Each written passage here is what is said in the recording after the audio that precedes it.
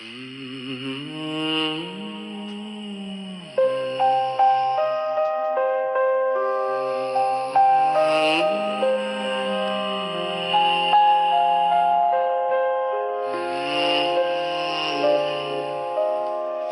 upon a midnight dreary, while I pondered weak and weary over many a quaint and curious volume of forgotten lore, while I nodded nearly napping, suddenly there came a tapping, as of someone gently rapping at my chamber door. "'Tis some visitor," I muttered, tapping at my chamber door.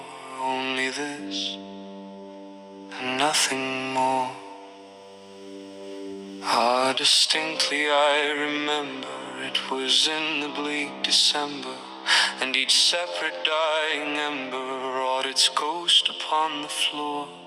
Eagerly I wished the morrow, vainly I had sought to borrow from my books a seas of sorrow, sorrow for the lost Lenore, for the rare and radiant maiden whom the angels name Lenore, nameless here forevermore.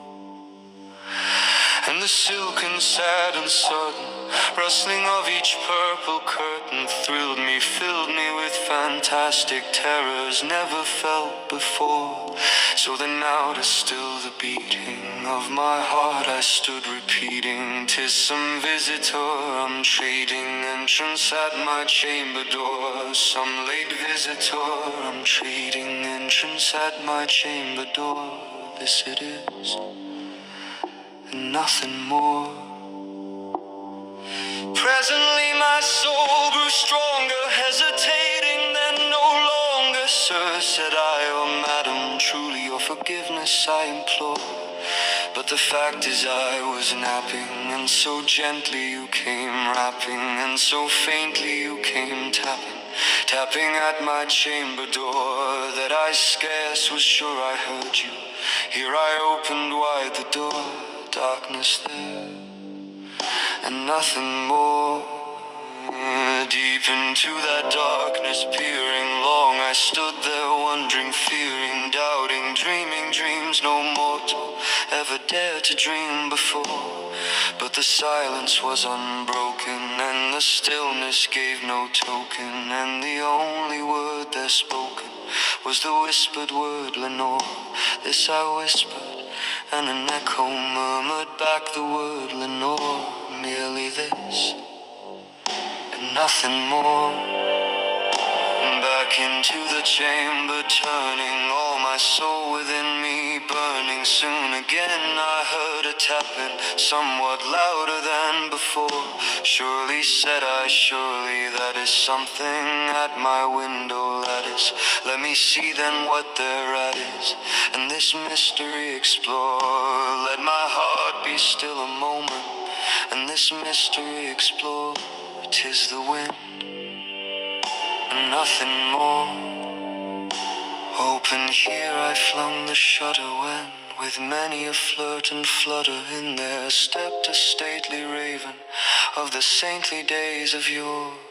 Not the least obeisance made he, not a minute stopped or stayed he, but with mien of lord or lady perched above my chamber door, perched upon a bust of Pallas, just above my chamber door, perched and said, and nothing more than this ebony bird beguiling my sad fancy into smiling, by the grave and stern decorum of the countenance it wore. "Though thy crest be shorn and shaven, thou," I said, "art sure no craven, ghastly, grim, and ancient raven, wandering from the nightly shore. Tell me what thy lordly name is on the night's Plutonian shore." Quoth the raven, "Nevermore." Much I marveled this ungainly fowl to hear discourse so plainly, though its answer little meaning, little relevancy bore. For we cannot help agreeing that no living human being ever yet was blessed with seeing bird above his chamber door, bird or beast upon the sculptured bust above his chamber door, with such name as Nevermore. But the raven sitting lonely on the placid bust spoke only that one word, as if his soul in that one word he did outpour. Nothing farther than he uttered, not a feather than he fluttered, till I scarcely more than muttered, other friends have flown before. On the morrow he will leave me, as my hopes have flown before. Then the bird said, Nevermore.